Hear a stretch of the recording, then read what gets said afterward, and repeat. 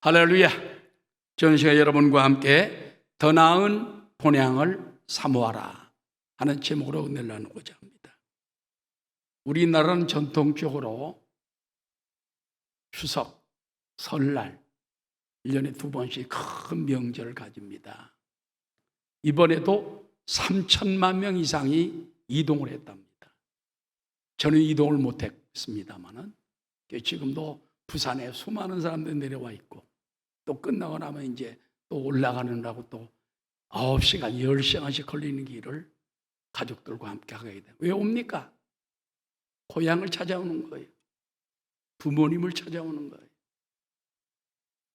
그럴 때 사람 마음이 더 정감이 있어집니다. 이 고향을 찾는 마음, 이것이 바로 귀소 본능이라고 말합니다. 생물들 중에 연어는 특별히 회귀 본능, 귀소 본능이 굉장합니다. 어릴 때 치어로 바다에 나갔다가 저 태평양을 또 돌다가 죽을 때가 되면요, 또 이 알을 낳을 때가 되면은 그 수말리 바닷길을 돌아오는 거예요. 뭘로 돌아오느냐? 과학자들이 연구를 해보니까 고향 냄새가 있답니다. 아미노산 냄새가 있는 거예요. 그 냄새를 따라서 돌아와서 자기를 낳았던 그 고향천에 와가지고 알을 낳고 죽는다는 것입니다. 그럼 거기서 깨어난 또 새끼들이 치어가 되면 또 방류가 되면은 또 바다로 나갔다 또 돌아오는, 끊임없이 일을 하고 있습니다. 근데 연어만 그런 게 아니에요. 바다거북, 코끼리, 뱀장어, 참치, 철갑상어 등등은 귀소본능을 따라 죽을 때 반드시 자기 본향을 찾는다는 그 같은 과학적 증거가 있습니다. 여러분, 사람도 그런 고향을 찾는 마음, 때로는 부모의 묘를 찾아서 예수 믿는 사람은 기도하고 감사하고, 안 믿는 사람은 절도 하고 또 음식도 차려놓기도 하고 그렇지만, 그런 마음이 다 귀소 본능이 있는 거예요. 우리 사람의 마음 속에는 고향을 찾는 마음같이 영원한 고향을 찾는 마음이 또 하나 있습니다. 오늘 성경의 믿음의 조상들은 이 땅의 고향을 찾지 않았어요. 더 나은 본향을 바라보았습니다. 그래서 이 땅에 사는 동안에 그분들은 집을 짓지 않았어요. 장막, 텐트를 졌습니다. 저도 성지 순례하면서 예루살렘 가까이 갈 때 보면은 가까운 동네에 천막들이 쫙 져 있어요. 놀라운 것이 그 천막 옆에 서 있는 차들이, 벤츠들이 2대씩 3대씩 서 있습니다. 무지무지한 부자인데도 베두인족들이라고 그러죠. 그 사람들은 지금도 옛날 믿음의 조상들처럼 이 땅에서는 집을 안 지어. 왜? 돌아갈 더 나은 본향이 있다. 더 나은 본향을 믿음의 조상들은 사모하며 살고 거기서 받을 더 큰 축복을 바라보며 살았다는 것입니다. 우리도 지금 내가 살고 있는 땅이 타향일 수도 있고 또 우리 본향을 찾을 수도 있지만은, 그러나 영원한 본향, 더 나은 본향을 사모하는 저와 여러분 되시기를 주의 이름으로 축원합니다. 예수 믿는 것은 받은 증거 많도다. 예수 귀한 예수 믿음 더욱 주소서. 오늘 3가지만 말씀을 드리고자 합니다. 첫 번째, 따라하십시오. 이 세상은 본향을 향해 가는 나그네 길입니다. 인생들은 보면 다 본향으로 돌아가는 나그네 길이에요. 여기가 영원한 내가 살 곳이 아닙니다. 엊그제 제가 늘 함께 친하게 지내는 부곡교회 김종우 원로 목사님, 그 장인께서 돌아가셨어요. 그 부부가 저하고 절친하고 또 복음화 운동에 적극 헌신을 하고 너무 절친하기 때문에 우리 복음화에서 가서 예배를 드렸습니다. 아버님 나이가 98세예요. 근데 98세까지 이제 나중에는 몸이 좀 안 좋아가지고 요양병원에 계셨지만 그전에는 늘 전도하고 90세가 넘어서도 전도하고 복음을 전하고 자녀들을 위해 기도하고 축복하고 그 따님 되시는 사모님이 20년간을 부모님을 모셨어요. 그러니까 자손들이 잘 돼가지고 손주들도 막 왕성하게 일어나는 모습을 보았습니다. 그래서 사남 1녀를 두었는데 저도 손주가 9이지만 거기 13명이더라고요. 더 많더라고요. 분사가 많으니까. 그래서 자녀들이 다 잘 되고 있는 거 볼 때, 야, 부모가 열심히 헌신하니까 자녀들이 복을 받는구나. 중요한 거는 요즘은 100세 인생이라고 그러잖아요. 좀 건강 관리 잘하면 100살까지는 산다는 거예요. 100살을 살아도 결국은 나그네 길이더라 그 말이에요. 결국은 죽어서 본향으로 가더라 그 말인 것입니다. 한국의 풍류 방랑 시인 김삿갓 이야기가 있습니다. 유명한 김삿갓 알죠? 기삿갓을 딱 쓰고 시를 읊으면서 다니는 분인데 어느 날 밤이 늦어가지고 큰 대골집 같은 데를 들어갔어요. 여보세요. 옛날에는요 집을 두드리면 웬만하면 재워줬습니다. 그래서 문을 두드리니까는 사람이 딱 나옵니다. 나 하룻밤 묵고 갈 수 없어. 아, 여기는 아무나 잘 수 없는 곳이요. 저 여인 숙이나 가보시오. 그래서 김삿갓이 묻습니다. 이 큰 집에 당신들이 몇 대나 살아옵니까? 예, 우리 16대 살고 있습니다. 그분들 다 살아계십니까? 다 돌아가셨죠.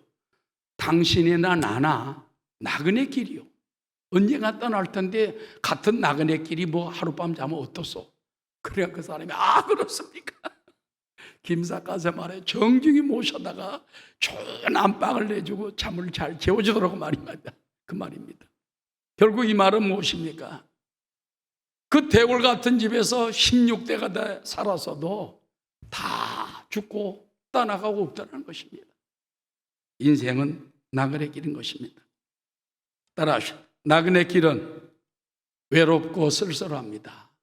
나그네 그러면 뭔가 외롭고 쓸쓸하죠. 성경에 보세요. 야곱 나그네 길 갈 때 얼마나 외롭고 쓸쓸합니까? 창세기 47장 9절에 보니까는 야곱은 자기 인생길을 나그네 길이라고 말합니다. 내 나그네 길이 세월이 130년이니이다. 내 나이가 얼마 못 되니 우리 조상의 나그네 길이 연주에 미치지 못하나 험악한 세월을 보내었나이다 하고, 그래서 자기와 조상들 아브라함, 이삭 이런 사람들의 그 길이 다 나그네 길이라고 고백을 했습니다. 다윗도 역대상 29장 15절에 자기 인생길이 나그네 길이라고 말합니다. 우리는 우리 조상들과 같이 주님 앞에서 따라합시다. 이방 나그네와 거류민들이라. 주님 앞에서 볼 때는 어디가 살든지 간에 이방 나그네예요.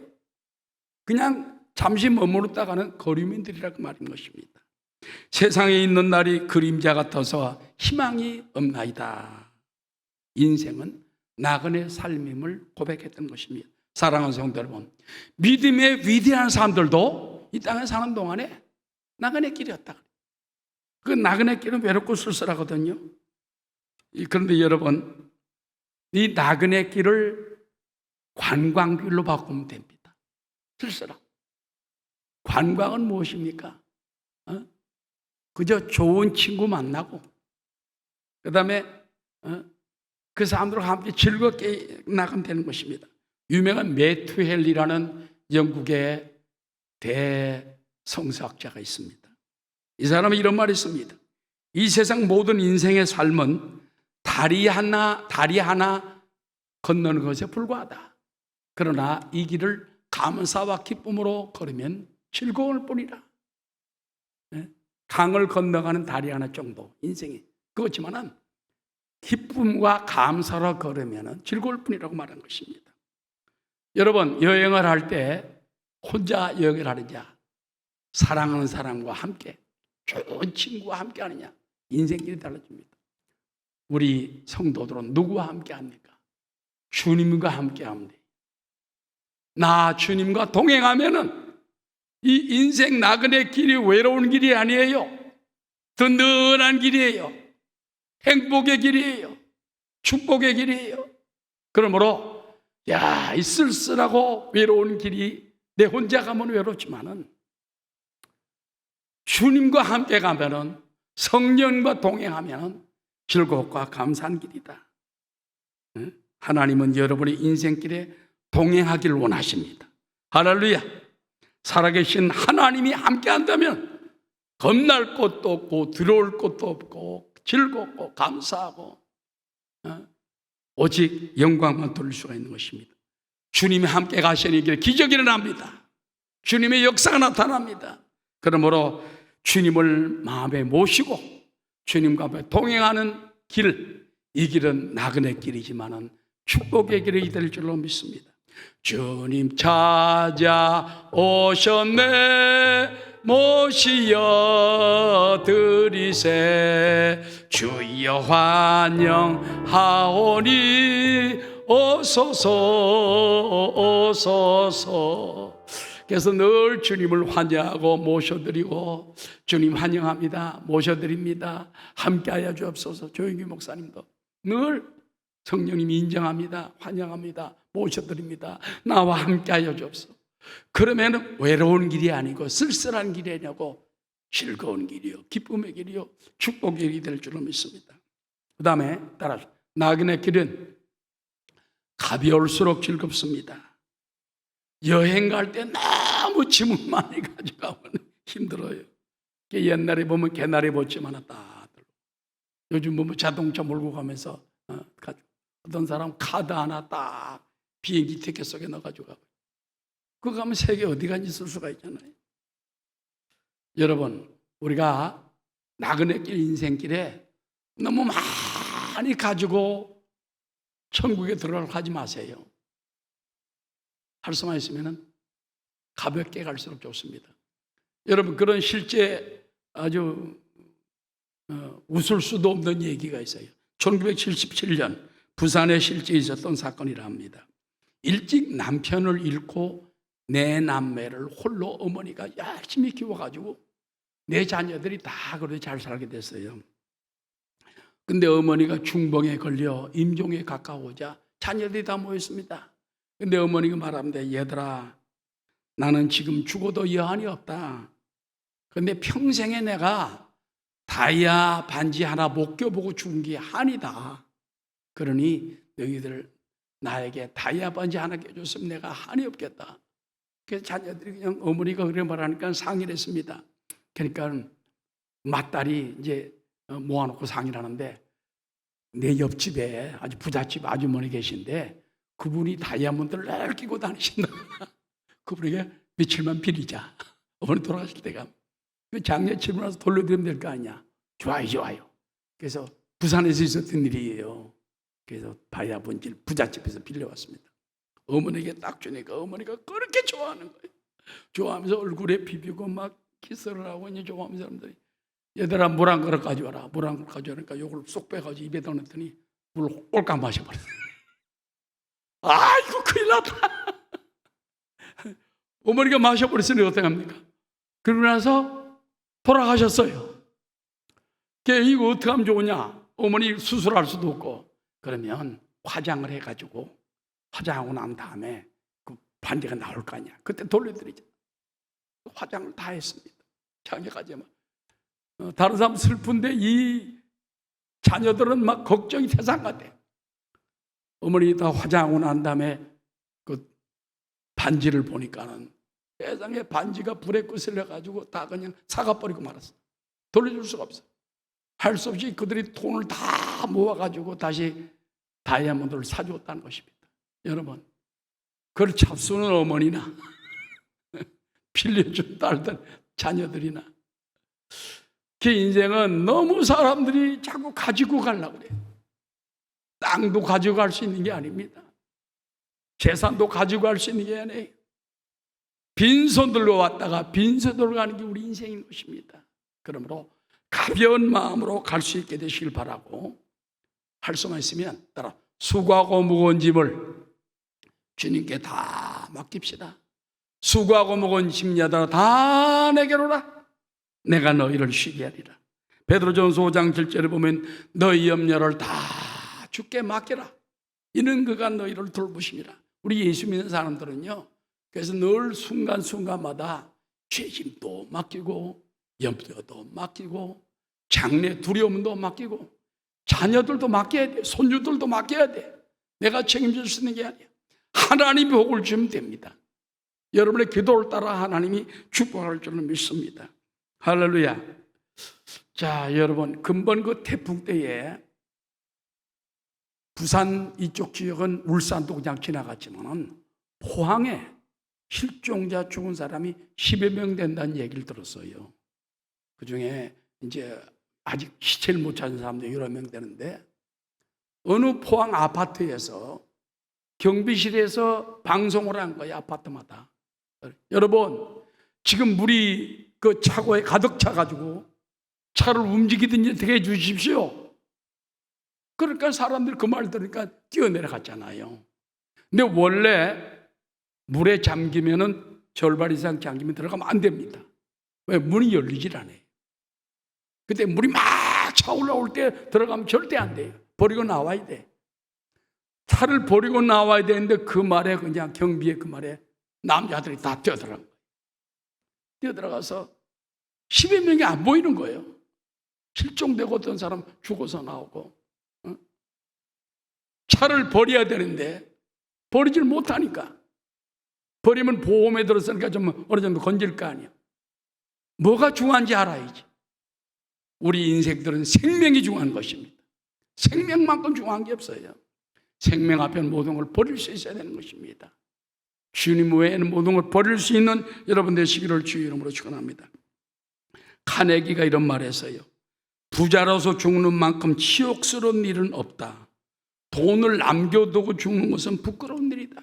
할 수만 있으면 살았을 때 다 그냥 예수 믿는 사람은 하나님을 헌금하든지 어려운 사람을 기부하든지 뭔가 좀 정리하고 갈 마음을 가져야지 잔뜩 싸가지고 갈 수가 없다는 것입니다. 그 다음에 나그네 길은 언젠가 집으로 돌아가는 길이기 때문에 그 돌아가는 길을 항상 생각을 해야 됩니다. 여러분, 나그네란 말은 돌아갈 집이 있는 사람, 언젠가 본향으로 돌아간다는 말이 있습니다. 베드로전서 1장 1절에 보면 성도들을 흩어진 나그네 그랬습니다. 그걸 갖다가 디아스포라, 흩어진 나그네. 우리가 이 땅에 사는 동안에 흩어져 살다가 다시 하나님 앞으로 모이는, 그건 돌아갈 길이라는 걸 깨닫고 여러분 참 본향을 찾는 저와 여러분 되시기를 주의 이름으로 축원합니다.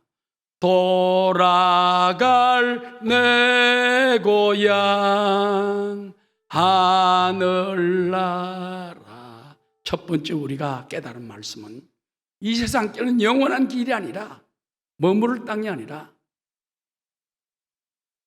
이 세상 고향이 아닌 영원한 본향으로 돌아가는 길이다. 더 나은 본향을 향해 가는 길이다. 두 번째는요, 따라합시다. 성도들에겐 더 나은 본향이 기다리고 있습니다. 준비되어 있어요. 더 나은 본향이. 세상 사람들은 어디에 본향이 있는지 몰라. 예수 믿는 사람들은 하나님 아버지가 예비한 본향이 기다리고 있다는 것입니다. 성도들이 돌아갈 참 본향은 새 하늘과 새 땅, 주님이 예비해 놓으신 땅인 것입니다. 히브리서 11장 9절 말씀입니다. 믿음으로 그가 이방의 땅에 있는 것 같이 약속의 땅에 거류하여 동일한 약속을 유업으로 함께 받은 이삭 및 야곱과 더불어 장막에 거하였으니 이는 그가 하나님이 계획하시고 지으실 터가 있는 성을 바랐습니다. 하나님은 이 땅에다가 계획한 게 아니라 저 하늘나라에다가, 헤븐, 하늘나라에다가 새 하늘과 새 땅을 준비해놨어요. 아멘. 이게 우리의 참 본향이에요. 무덤으로 가는 게 아닙니다. 우리는 세상 사람들은 무덤으로 가는 거예요. 지옥으로 갑니다. 성도들은 무덤을 거쳐서 그 전에 하나님이 데리고 가요. 그리고 바로 그 본향 새하늘과 새하늘을 데려가는 것입니다. 돌아갈 본향을 깨달은 사람과 깨닫지 못한 사람은 죽음 앞에서 천지 차이로 달라집니다. 여러분, 불란서에 유명한 실존주의 철학가, 프랑스가 자랑하는 세계적인 지성인이 있습니다. 바로 사르트르라는 사람입니다. 사르트르는 들어봤을 겁니다. 1980년 봄에 프랑스의 브루세 병원에서 사르트르가 입원했어요. 병명은 폐수종입니다. 폐에 물이 가득 차가지고 뭐 숨도 못 쉬고 끄덕끄덕거리고 있는 거예요. 병원 한 달 가까이 있는 동안에 이 사람이 어떤 태도를 보이지 합니까? 소리 지르고 발악을 하고 막 욕을 하고 그러는 거예요. 미치광이처럼 고함을 쳐가지고 왜 그랬냐? 자기 병명인지를 곁에 있는 아내에게마저 묻지 못했대. 한 세계를 풍미하며 커다란 발자취를 남겼던 사르트르지만 그렇게 소리 지르고 발악을 하다가 1980년 4월 16일 병원에서 세상을 떠났습니다. 그가 세상을 떠나고 난 후에 불란서 언론들이 막 떠들답니다. 그 위대한 사르트르가 왜 이렇게 비참하게 죽어야지? 왜 이렇게 죽어야 했냐? 그 이유가 무엇인가?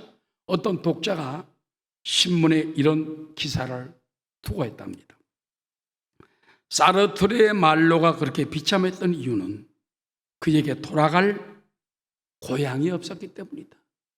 돌아갈 본향이 어딘지 모르기 때문에 폐수종으로라도 자고 위대한 삶을 살아왔지만은 갈 데를 못 찾았기 때문에 발악을 하고 미경 소리치고 욕을 하고 그러다 절망 가운데 가장 비참하게 죽었다. 거기에 비교되는 사람이 있어요. 독일의 유명한 신학자인 본 회퍼라는 바로 신학자입니다. 독일의 양심이요. 천재 신학자 디트리 본 회퍼. 이 사람은 세계대전 중 독일 수용소에서 나치에 항거하다가 죽게 됩니다. 사형당하게 됩니다. 사형수들 감방에 있는데 어느 날 간수가 딱 불러요. 아, 나를 이제 사형시키려고 하는구나. 직감적으로 깨달은 그는 함께 있던 동료들에게 만면의 미소를 띄우면서 말합니다. 형제 여러분, 나에게 죽음이 찾아왔네요. 그러나 기억하시오. 이 일은 내 마지막이 아니고 시작입니다. 우리 주님께서 나를 위해 예비하신 그 집 본향으로 갑니다. 그러면서 우리 다시 만날 때까지 안녕히 계십시오. 세상에 기쁨으로 여행을 떠나는 사람 사형당하러 나가는데 훌쩍 나가더라는 것입니다. 감방에 사람들이 깜짝 놀라죠. 어떻게 저렇게 여행하는 사람 기쁨으로 갈까? 여기에서 많은 사형수들이 깨닫고 나도 그렇다면 예수 믿어야 되겠다. 나도 회개해야 되겠다. 많은 변화와 감동을 받게 되었다는 것입니다. 여러분, 사르트르의 최후, 본회퍼의 최후 뭐가 달랐을까요?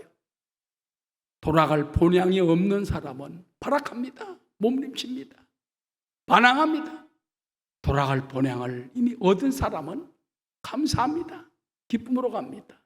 여러분, 예수님 안에 본향 찾는 길이 있습니다. 따라하시죠. 참 본향은 오직 믿음과 순종으로만 들어갑니다. 우리 행위로 들어가는 게 아니에요. 본향은 돌아갈 내 본향 하늘나라는 믿음으로 들어가요. 주 예수를 믿으라. 그러면 너와 내 집안이 구원을 얻으리라. 예수 그리스도 외에는 구원받을 만한 이름을 우리에게 준 일이 없어요.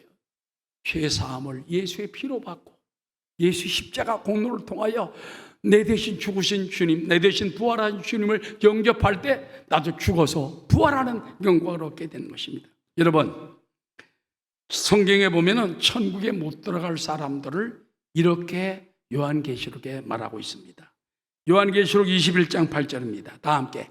그러나 두려워하는 자들과 믿지 아니하는 자들과 흉악한 자들과 살인자들과 음행하는 자들과 점술가들과 우상 숭배자들과 거짓말하는 모든 자들은 불과 유황으로 타는 못에 던져지리니 이것이 둘째 사망이라. 믿지 아니하는 자들 대표적입니다. 믿지 않으면 불과 유황으로 갈 수밖에 없어요. 또 예수 믿고 난 다음에도 계속 살인하고 계속 음행하고 계속 도둑질하고 계속 우상 숭배하면 절대 천국에 못 갑니다. 끊어버려야 돼. 믿음으로 살고 순종함으로 사는 여러분 되시기를 주의 이름으로 축원합니다. 여러분, 믿음의 조상들은 바로 믿음으로 들어간 거예요. 히브리서 11장 13절. 이 사람들은 다 뭐를 따라 죽었으며? 믿음을 따라 죽었으며. 여러분도 천국 갈 때 믿음을 따라 죽어요. 예수 믿고 믿음 안에서 나는 구원받았다. 죄 씻음 받았다. 예수님은 나를 위해 대신 대속의 죽음을 가졌기 때문에 나는 이미 구원받은 사람입니다. 용서받은 사람입니다. 나는 죽는 순간에 하나님께 올라간다. 이 사람들은 다 믿음을 따라 죽었으며 약속을 받지 못하였지만 그것들을 멀리서 보고 환영하며 또 땅에서는 외국인과 나그네임을 증언하였으니 그들이 이같이 말하는 것은 자기들이 본향 찾는 자임을 나타냅니다. 그들은 늘 본향을 찾는 마음을 가지고 살았습니다. 사랑하는 성도 여러분, 본향 가는 길, 예수 믿고 구원받고 성령님과 동행하는 길밖에 없습니다. 죄악을 멀리하고 믿음으로 순종의 삶을 사는 저와 여러분 되시기를 주의 이름으로 축원합니다. 돌아갈 내 고향 하늘나라. 마지막 세 번째입니다. 더 나은 하늘의 참 본향을 사모하십시오. 히브리서 11장 15절에 보면 그들이 나온 바 본향을 생각하였더라면 돌아갈 기회가 있어요. 이것은 갈대아 우르 땅에서 나왔잖아요. 아브라함이. 그러면은 돌아갈 기회가 있었어. 그러나 그들은 갈대아 우르 땅으로 돌아가지 않았습니다. 왜?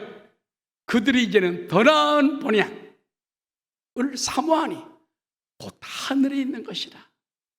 천국 본향을 바라봤기 때문에 세상 고향 중요하지 않다. 돌아갈 기회가 있어도 돌아가 살지 않았어요. 여러분도 고향 가서 살고 싶은 생각이 있을지 몰라. 그러나 고향 가서 살 사람이 얼마나 되겠어요? 예수 믿는 사람은 천국 본향이 기다리고 있으니 사모하는 여러분 되시기를 주의 이름으로 축원합니다. 자, 그렇다면 영원한 참 본향, 천국은 어떤 곳입니까? 간단히 말씀드립니다. 따라합시다. 눈물도 고통도 죽음도 없는 영원한 안식의 땅입니다. 천국은요, 눈물을 걷어줘요. 고통도 걷어줘요. 영원한 안식이에요. 평화의 땅이에요. 요한계시록 21장 4절입니다. 그들은 하나님의 백성이 되고 하나님은 친히 그들과 함께 계셔서 모든 눈물을 그 눈에서 닦아주시니 다시는 사망이 없고 애통하는 것이나 곡하는 것이나 아픈 것이 다시 있지 아니하리니 처음 것들이 다 지나갔습니다. 그러므로 여러분, 천국은 눈물도 고통도 죽음도 없는 영원한 안식의 땅. 천국에 가서 푹 쉬는 거예요. 이 땅에서 여러분이 너무 푹 쉬려고 하지 말고 시간 내서 더 우리가 주님을 위해서 일해야 할 줄로 믿습니다. 왜? 우리 안식의 때가 기다리고 있어요. 그 안식, 참된 안식에 들어가려면 이 땅에서 너무 놀다 가면 안 돼. 게을르다 가면 안 돼. 주의 일을 해야 돼. 믿습니까? 그 다음에 천국은 어떤 곳이냐? 황금 보석성에서 해처럼 빛나는 삶을 산다는 것입니다. 요한계시록 21장 21절입니다. 그 12문은 12진주니 각 문마다 한 개의 진주로 되어 있고 성의 길은 맑은 유리 같은 정금이더라. 천국을 가보니까 12진주문에다가 맑은 유리 정금 같은 길이 쫙 펼쳐 있고 생명수 강물이 흘러내리고 막 좌우에 오곡백과 그냥 널어져 있고 향기가 있고 얼마나 아름다운지 유리알 같은 반짝반짝이는 천국길. 우린 그런 데 살게 되는 것입니다. 그 다음에 천국은 어떤 곳이냐? 생명수 강가에서 세세토록 왕 노릇하며 삽니다. 이건 그냥 굉장합니다. 요한계시록 22장 1절입니다. 또 그가 수정같이 맑은 생명수의 강을 내게 보이니 하나님과 및 어린 양의 보좌로부터 나와서 길 가운데로 흐르더라. 강 좌우에 생명나무가 있어 12가지 열매를 맺대. 달마다 그 열매를 맺고 그 나무 잎사귀들은 만국을 치료하기 위하여 있더라 그랬습니다. 그 생명수 강가에서 그 다음 구절에 보면 영원히 왕도록 하리로다.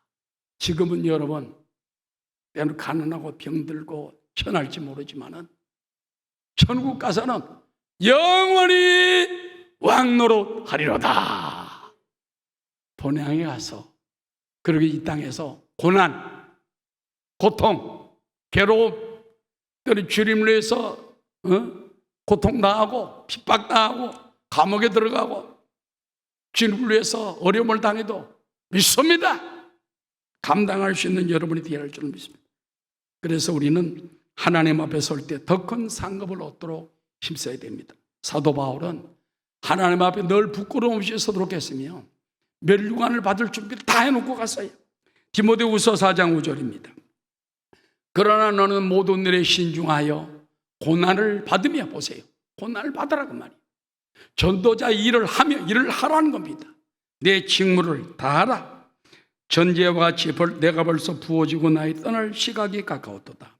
나는 선한 싸움을 싸우고 나의 달려갈 길을 마치고 믿음을 지켰으니 이제 후로는 나를 위하여 의의 멸류관이 예비되었으므로 주곧 의로우신 재판장이 그날에 내게 주실 것이며 내게만 아니라 주의 나타나심을 사모하는 모든 자에게니라.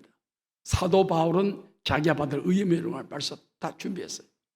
우리 보고도 주님의 나타나심을 사모하면 너희도 그런 멸류관 받는다. 멸류관 받는 그 날을 바라보며 이 땅에서 그의 나라와 그 일을 구하고 중보기도에 힘쓰고 사람 믿지 않는 영혼들 할 수만 있으면 복음 전하고 자녀들도 믿음으로 잘 키우고 주의 전에 더 헌신하고 또 영광 돌리는 여러분 되시기를 주의 이름으로 축원합니다. 우리는 예비된 본향성에서 더 존귀하게 사는 날이 옵니다. 요한계시록 21장 22절에 보면 성 안에서 내가 성전을 보지 못하였으니 이는 주 하나님과 전능하신 이와 및 어린 양이 그 성전이십니다. 여러분, 성전이 누가 성전이 되는지 압니까? 천국 가면 교회가 없어요. 하나님이 성전이고 어린 양 대신 예수님 자체가 성전이에요. 그걸 성전입니다. 그 성은 해나 달의 비침이 쓸데없으니 이는 하나님의 영광이 비치고 어린 양이 그 등불이 되심이라. 만국이 그 빛 가운데로 다니고 땅의 왕들이 자기 영광을 가지고 그리로 들어오리라.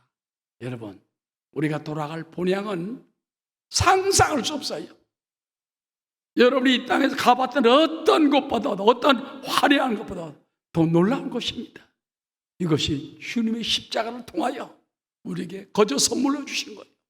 믿음으로 받아들이고 예수 믿고 남은 세계를 나를 위해 살지 말고 육신을 위해 살지 말고 정력을 위해 살지 말고 나를 위해 십자가 못 죽으신 주님을 위하여 주님께 시간을 드리고 주님께 물질도 드리고 헌신하며 사는 여러분 다 되시기를 주의 이름으로 축원합니다.